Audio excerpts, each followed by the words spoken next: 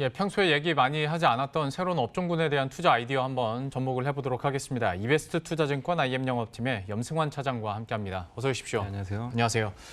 오늘은 산업용 로봇 시장 한번 짚어주신다고. 이게 참 뭐 정부에서도 그렇고 기업에서도 정책적으로 또 확대를 하려고 하고 있는 거고 인구 구조상으로 봤을 때도 늘어날 수밖에 없는 건데 이거는 여기까지는 제가 하는 거고 어떤 메리트를 느끼셨길래 갖고 오신 거예요? 그러니까 이제 우리 그 개인 투자분들이 많이 이제 생각하신 게 뭐 어떤 이제 경기가 좋아지거나 뭐 설비 투자가 확대될 때 전통적으로 뭐 건설 기계나 그런 거 많이 떠올리시잖아요. 그럼요. 공작 기계. 루틴이죠, 그게. 네. 근데 이제는 이제 거기서 좀 벗어나야 되지 않을까 하는 좀 생각이 듭니다. 왜냐하면 이제 뭐 사실 자동화가 이제 좀 일상화가 점점 되는 그런 시기로 바뀌고 있고 사실 미국에서 산업용 기계 회사들 주가가 많이 올라갔어요. 근데 저도 그 뉴스를 봤는데 근데 우리나라 기계업종 주가들을 봤더니 전혀 움직이지 못하더라고요. 그러니까 한마디로 이제 미국에서도 올라갔던 그 기계업종들 그 대부분이 이제 뭐 로봇이라든가 우리 흔히 뭐 이렇게 자동차 공장 보면 로봇 팔 같은 거 보이잖아요.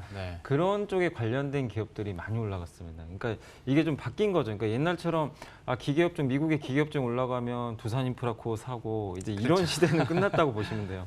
그래서 너 이제 그런 거보다는 좀 거기 이제 미국에서도 이제 그런 업종들이 가면 같이 움직일 수 있는 종목들 찾아야 되는데 사실 근데 국내에는 그런 기업이 좀 아쉽게도 많이 없어요. 아직까지는 이게 많이 좀 그 투자가 안 되다 보니까 좀 없는데 근데 그 안에서도 우리가 좀 발굴을 해야 되는데 어쨌든 이제 산업용 로봇 시장이 계속 커지는 건 당연합니다. 왜냐하면 우리 한국도 지금 주 52시간 근무제 시행을 하고 사실 계속해서 이쪽 뭐 인건비를 줄일 수밖에 없잖아요. 기업들 입장에서도 그렇기 때문에 그런 관점에서 이쪽 투자는 늘어날 수밖에 없고 또 한국도 이 산업용 로봇 시장의 강자 중에 하나입니다. 이제 많은 분들이 당연히 1등은 일본이죠. 일본이 뭐 대부분의 시장을 점유를 하고 있고 최대 수요처는 중국입니다. 뭐 중국이 워낙 또 그쪽 투자 많이 하니까 근데 한국이 그 안에서도 그래도 한 4위 정도 전 세계 국가로 보면은 4위 정도 위치를 차지할 정도로 이렇게 작은 국가는 아니거든요. 근데 주식시장에 연동돼서 우리가 생각을 하면 좀 종목을 찾기가 이게 어려운 이유 중에 하나가 제가 이제 종목을 소개는 해드릴 텐데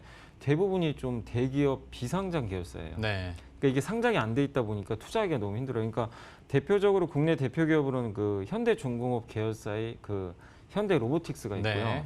그 다음에 하나 에어로스페이스의 하나 정밀기계, 그 다음에 두산그룹의 두산 로보틱스 이 세 개가 있는데 이거 사실 투자하려면 이 지주회사들 투자해야 되는데 사실 근데 지주회사는 또 아시겠지만 사업이 너무 다분화되니까 이것만 가지고 투자하기가 너무 힘든 거예요. 이게 미미한 비중이거든요. 사실 이들 업체로는.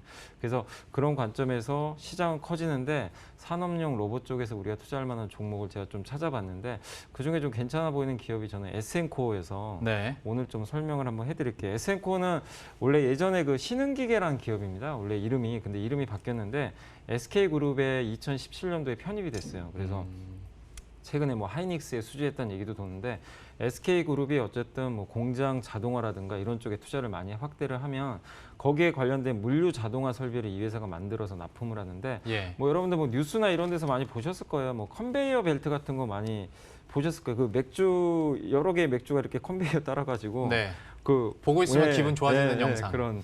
그거 이게 이 회사가 하는 겁니다. 그러니까 물론 이제 경쟁사도 있겠지만 이 회사가 하고 있고 또 이케아라든가 또 이마트라든가 여러분들 보면 뭐 이렇게 자동화 창고 같은 거 있잖아요. 거기 보면 이제 자동으로 물류를 적재해주는 그런 설비 같은 거 다 하거든요. 근데 아시겠지만 이쪽 시장은 커져요. 왜냐하면 이제 사람을 되도록 안 쓰려고 하고 있고 또 온라인 이커머스 시장이 커지는데 그것도 사람 투입하면 당연히 인건비 들어가니까 자동화 설비로 다 대체하려고 하거든요. 그래서 이쪽에 좀 특화가 돼 있는데 이게 강점은 뭐냐면 어쨌든 SK그룹의 설비 투자 관련 기업입니다. 그러니까 SK그룹이 투자를 하면 할수록 당연히 수혜를 받을 수 있으니까. 근데 SK그룹도 4차 산업혁명 대비해가지고 최태원 회장 중심으로 투자를 계속해서 하겠다고 밝혔기 때문에 상당한 좀 수혜가 예상되고 마지막으로 이거는 사실 공장 자동화하고는 좀 별개의 이슈인데 하나 이슈는 반도체 장비 쪽으로 좀 보셔도 되는 게 OHT라고 반도체 웨이퍼 있잖아요. 이거를 이송해주는 장비가 있어요. 근데 이게 사실은 일본 업체가 거의 독점입니다. 일본의 다이오크란 기업이 있어요. 이 회사 제품을 다 써요. 뭐 하이닉스도 그렇고 한국에서는 사실 만드는 기업이 없는데 이거를 지금 거의 개발을 저희 끝내가고 있다고 합니다. 근데 이게 만약에 이제 개발이 끝나면 당연히 SK 하이닉스에 들어가게 되겠죠. 그래서 사실 설비 투자 뭐 D램이나 이런 거 좀 줄인다고 했지만 핵심적인 장비는 투자 계속 해야 되거든요. 근데 더더욱 일본 업체가 이렇게 그 장악하고 있는 시장이라면 SK그룹 입장에서도 당연히 에센코 쪽으로 투자를 늘려주는 게 맞다고 저는 보거든요. 국산화라는 명분도 있기 때문에. 그래서 그런 관점에서 약간 좀 중소형주긴 하지만 우리가 산업용 로봇 쪽에서 사실 투자할 만한 기업이 정말 너무 제한돼 있거든요. 근데 그 안에서 에센코가 좀 한번 우리가 투자해볼 만한 그런 기업이기 때문에 관심 있게 보시고 한번 좀 투자해보시면 좋을 것 같습니다. 그러니까 지금까지는 뭐 주식시장에선 얘기해 주신 것처럼 산업용 로봇이라고 한다면 꼭 주가 그 명에 로보가 뭔가 들어가야 맞아요. 뭔가 많아요. 눈에 많이 띄는 있어요, 그런 게 사실. 있는데 에센코 얘기해 주셨어요. 근데 다만 이거는 저도 물론 관심 있게 계속 지켜보겠지만 다음에 만약에 에센코 좀 의미 있는 움직임이 있으면 그때 한번 다시 짚어주시죠. 워낙 이게 우리가 정보를 얻기 쉽지 않은 종목군이기도 하고 리포트도 뭐 나오는 게 많지 않다 보니까 에센코 한번 또 나중에 의미 있는 움직임이 있을 때 다시 한번 짚어드리도록 하겠고요. 다음으로 이번에 넘어가자면 스마트폰과 기판 얘기를 한번 준비하셨다고 들었는데 SLP 기판하고 인터포저 그 방식의 기판을 먼저 설명을 해주셔야 될 것 같은데 제가 맞게 이해하고 있는지 SLP는 그 기판에다가 반도체를 쌓는 거고 그다음에 인터포저는 기판을 연결시키는 그런 개념인가요? 네, 비슷하긴 한데 사실 이게 되게 어려워요. 그러니까 사실 애널리스트 분들도 이해하기 좀 어려울 거예요. 왜냐하면 이게 기판이 워낙에 많아요. 그리고 너무 변화가 빨리 되니까. 그러니까 이제 HDI라고는 많이 들어보셨을 거예요. 이제 고다층 기판이라 스마트폰 기판이 그러니까 스마트폰에 우리가 뭐 보면 뭐 거기 반도체도 올려야 되고 카메라 모듈도 올려야 되고 되게 많이 올려야 되잖아요. 근데 핸드폰은 더 작아지는데. 작아지고 그리고 소형화도 해야 되고 거기 이제 5G 또 통신이 들어가게 되면 또 거기에 관련된 특화된 칩도 많이 들어가야 됩니다. 그러니까 스마트폰이 고사양화 될수록 들어갈 칩들은 많은데 그 칩을 거기다 올려야 될 거 아니에요. 기판 위에다. 근데 그냥 일반 기판 가지고는 안 되니까. 그래서 HDI 기판을 이제 그동안 썼는데 예전에 그 삼성 그 SDI 배터리 사고 기억하시죠? 갤럭시 노트였나요? 그때 그래가지고 이제 전량 회수했는데 그게 이제 배터리 용량을 늘려야 되는데 용량을 늘리는데 또 한계가 있잖아요. 이게 좁은 이 스마트폰에다가 다 꽉꽉 채워야 되는데 배터리는 어쨌든 늘려야 되고 그러다 보니까 이제 SLP 기법을 이용하면 이 공간을 만들 수가 있다 그러더라고요. 그러니까 사실 SLP도 어려운 건 아니고 HDI, 그러니까 기존에 사용하던 기판에다가 특수 공법을 하는 거예요. 그러니까 예전에 식각을 했는데 그걸 하는 게 아니라 이제 회로 선폭을 좀 이렇게 여러 가지로 이제 줄일 수 있는 그런 하나의 좀 특수 공법을 이용해서 만든 건데 공간을 많이 늘릴 수가 있다라고 하더라고요. 효율화 시킨다 뭐 이 정도로. 그런 정도 이해하시면 돼요. 이게 너무 깊게 들어가면 사실 이게 머리 아픕니다. 그러니까 그렇게까지 디테일하게 아실 필요는 없을 것 같고 그래서 이게 2017년도에 애플 스마트폰부터 시작해가지고 2018년도 제가 사용하는 이 스마트폰에 이제 그 갤럭시 노트 9에부터 이제 노트 9 갤럭시 S9에도 이게 들어갔는데 그래서 SLP로 이제 대체가 되면서 관련 기업들이 이거 투자를 많이 했어요. 그러니까 삼성전기가 주로 하긴 하는데 삼성전기 말고 대덕전자라든가 코리아서킷, 이스페사시스 이 세 개 기업이요. 그때 한 합쳐가지고 2천억 정도 투자 들어갔습니다. 그래서 이제 이쪽으로 가니까 이 기업들 수혜를 받겠구나. 그래서 사실 주가도 좀 많이 올라갔거든요. 근데 갑자기 갤럭시 그 노트 10하고요. 이번에 갤럭시 폴드 나왔잖아요. 거기에는 또 이게 안 들어갔어요. 그러게요. 원래 그러니까 인터포저 방식으로 바꾼다고. 그래서 궁금한 게 결과론적일 수 있겠지만 그래서 SLP 방식의 개발이 너무 이른 거 아니었냐라는 얘기까지 나오던데 이게 무슨 말이에요? 아니 SLP가 제일 좋아요. 사실은 모든 걸 공간도 늘릴 수 있고 인터포저는 그냥 사실은 이제 그 HDI 기판에다가 그러니까 칩과 칩 사이에다가 또 인터포저라는 기판을 하나 더 넣은 거예요. 그래서 연결시켜주는. 그래서 더 연결할 수 있는. 근데 사실은 SLP보다 두껍게 갈 수밖에 없어요. 기판이 들어가니까. 그래서 SLP가 훨씬 좋은 건 맞는데 문제는 뭐냐면 이거 장사해서 돈 벌어야 될 거 아니에요. 그러니까 원가가 너무 비싼 거예요. 그런다면서요? HDI보다 2배나 비쌉니다. 이게 원가가. 그러니까 삼성전자 입장에서도 인터포저 이용해가지고 약간 좀 두껍더라도 차라리 원가 절감하는 게 훨씬 낫거든요. 요즘에 스마트폰 ODM 자꾸 중국이 주려고 그러잖아요. 근데 그거 다 어쨌든 원가 절감 때문인데 결국 그런 상황에서 굳이 SLP 쓸 필요가 없다고 본 거죠. 한마디로. HDI, 인터포저 공법만 가지고도 충분히 대체가 가능하니까 또 이렇게 소량화할 수도 있는 거거든요. 부품 자체를 굉장히 작게 만들면 또 돼요. 네. 그러면 이제 원가 절감 되니까 그래서 인터포저 공법으로 이제 바꿔버린 거고, 그러니까 SLP 만들었던 이제 투자해놨던 기업들은 이제 완전 멘붕 와버린 덩치는 거죠. 네. 그렇죠. 예. 그래서 대덕전자하고 이수페타시스 주가가 급락을 해버린 거예요. 예. 사실은. 그러니까 많은 분들이 기판 이것도 새롭게 바뀌면 또 뭔가 수혜주 아니냐 이런 생각들 많이 하시는데 그게 그런 이유 때문입니다. 근데 물론 코리아 서킷은 왜 이렇게 근데 혼자 날아갔느냐? 얘는 인터포저 공법을 적용을 해가지고 실제로 납품을 했다고 그러더라고요. 그러니까 이게 좀 약간 차별화돼가지고 이 두 업체는 좀 급락을 해버리고 코리아 서킷만 올라가는. 그래서 앞으로 인터포저 방식으로 계속 갈 것 같아요. 왜냐하면 이제 이쪽 사업들 삼성전자도 지금 또 나중에 채택을 할지는 또 모르겠지만 원가 부담 때문에 계속 인터포저로 갈 가능성이 높기 때문에 이런 트렌드 변화 좀 기판 쪽에서 좀 알아두셨으면 해서 좀 어려운 내용이지만 좀 한번 설명을 해드려봤습니다. 그러게요. 저도 하다 보니까 또 배우게 되고 근데 너무 깊게 들어가면 네, 더 헷갈릴 것 같아서 그렇죠. 이 정도로 멈추도록 네. 할 텐데 또 뉴스 중에 하나가 삼성전기나 LG 이노텍 같은 경우에 그 스마트폰용 기판 사업 아직 뭐 철수 검토 중이다 정도까지 네. 나온 것 같은데 이것 때문에 뭐 수혜를 받아갈 수 있는 중소형 업체들도 있지 않겠냐 얘기들도 네. 있거든요. 이거는 어떻게 판단하십니까? 그러니까 이게 이제 이거는 사실 좋은 뉴스예요. 그러니까 2등이나 3등 업체 입장에서 너무나 좋은 게 특히 LG노텍이 철수하는 거야 뭐 사실 LG전자 물량 뭐 그 정도 제외하면 그렇게 크다고 볼 수는 없을 것 같긴 한데 어쨌든 삼성전기가 삼성 갤럭시를 이제 주로 하니까 굉장히 의미가 있는데 그 스마트폰용 HDI 그 기판의 40%를 이 삼성전기가 하고 있었거든요.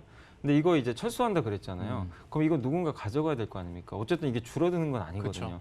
누군가 대체 그럼 이익권 업체들 대덕전자나 코리아 서킷가 물량을 고스란히 받아갈 가능성이 있습니다. 그래서 이런 부분에 있어서 SLP로 좀 부족했던 부분들을 이 뉴스 자체는 상당히 긍정적인 거예요. 왜냐하면 사실 이게 그 대기업 입장에서는 별로 돈은 그렇게 많이 버는 사업은 아니거든요. HDI 이쪽 사업 자체가 예. 마진이 굉장히 좀 박해요.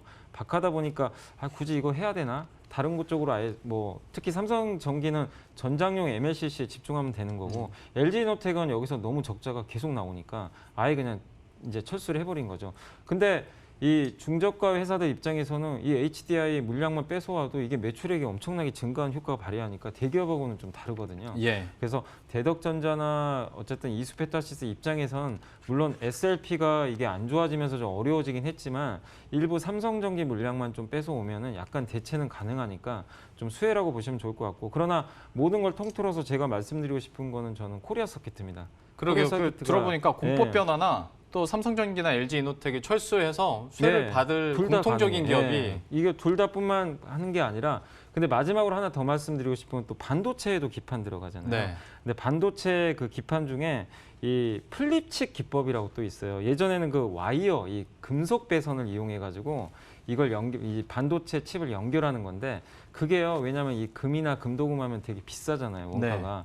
그래서 플립칩이라고 이 금속 이거를 아예 없애버린 겁니다. 그러니까 한마디로 그냥 밑에다 숄더볼 같은 거를 깔아가지고 그냥 붙여버리는 거예요. 그런 형태로 지금 또 가고 있는데 이게 원가 절감에 굉장히 도움이 된다고 합니다. 이거를 또 코리아 서킷가 하고 있는데 장점이 아까 말씀드린 스마트폰뿐만 아니라 메모리도 하는데 비메모리도 또 같이 해요. 그러니까 이 기업은 그러니까 주가 올라간 이유가 있어요. 괜히 다른 기판 업체도 왜 이렇게 안 가는데 얘만 가지? 이렇게 이제 한번 고민들을 해보셨을 텐데 이 5G 스마트폰이 됐건 메모리건 비메모리가 다 포함이 됩니다. 그러니까 이제 주가가 이렇게 너무나 견조한 거예요. 근데 PER이 아직도 쌉니다. 내년 실적 기준으로 뭐 6, 7배밖에 안 되니까 아직도 상승할 저는 룸이 있다고 보거든요. 그래서 기판 업체들 되게 많이 있지만 기판 쪽에서 어쨌든 저는 코리아 서킷 한번 계속해서 좀 관심 가져보셨으면 좋을 것 같아서 오늘 한번 소개를 해드려봤습니다. 코리아 서킷에 대해서 또 여러 가지 배워보며 긍정적인 모멘텀들을 저희가 찾아드렸으니까요. 관심 있게 저희들도 지켜보도록 하겠고요. 마지막으로 국내 증시 전망과 수급 한번 진단을 해봐야 될 것 같은데 네. 똑같은 이유만 계속 말하는 것 같아서 네. 근데 왜 이렇게 많이 파는지 그리고 앞으로 시장 전망 어떻게 하시는지. 네, 뭐 사실 뭐 아람코 얘기도 좀 나오긴 하는데 네. MSCI 편입돼도 그렇게 너무 걱정하지 마시고 팔아봐야 한 2,500억 정도 나온다고 하니까 그거보다는 이제 중요한 건 사실 지금 미중 협상이 지금 잘 안 되잖아요. 네. 뭔가 될 것 같은데 잘 된다는 뉴스 나면 한번 올라가고 아니면 또 빠지고 이러니까 12월 15일 전, 그러니까 다음 주입니다. 다음 주까지 어쨌든 뭔가 합의가 되든 둘이 만나서 연기를 시키든 이거 안 나오면 연말 열린 사실 없어요. 그리고 12월 달은 전통적으로 원래 약합니다. 코스피 항상 대부분 빠져요. 그래서 그거 감안하시고 좀 보수적으로는 좀 보셔야 될 것 같은데, 그리고 다행히 2080선에서 지지력은 좀 테스트는 잘 되고 있으니까 2080선만 지지한다라면은 너무 급락에 대해서 우려하실 필요 없는데, 어려운 건 어쨌든 올라가기가 어렵다는 거예요. 이게 해결이 돼야 뭔가 올라갈 거 아니에요. 위가 열리니까. 예. 그런 관점에서는 좀 오르기는 좀 아직은 제한적이니까 좀 보수적으로 보시고, 그리고 다음 주에 선물 옵션 동시만기 있잖아요. 근데 제가 옵션 포지션을 좀 봤더니 외국인들이 좀 아쉽게도 풋옵션을 너무 많이 샀더라고요. 그러니까 이거는 좀 부담입니다. 그러니까 꼭 이대로 된다는 건 아닌데 투자하시는 분들 입장에서는 다음 주까지 이게 좀 불편한 이슈니까 일단 당분간은 조금 보수적으로 보시되, 그래도 시장이 빠질 때 뭐 이 옵션 만기 지나면 좀 어느 정도 또 올라가는 모멘텀이 나올 수도 있는 거니까 IT나 철강 기계업종 이번에 중국 제조업 지표 잘 나왔잖아요. 네. 그런 쪽에서 지수가 열리면 이런 기업들이 주도할 수 있으니까 이쪽으로 관심은 갖고 보시되, 다음 주 옵션 만기까지는 조금은 보수적으로 일단 시장 관망하는 전략 좀 다시 한번 말씀드리겠습니다. 뭐 답답하고 저도 안타깝지만 그래도 몸은 사려야 되는 시기인 것 같습니다. 시장 전망과 또 지금 투자 스탠스에 대해서 함께 들어봤습니다. 이베스트 투자증권 IM 영업팀의 염승환 차장과 함께했습니다. 고맙습니다. 감사합니다.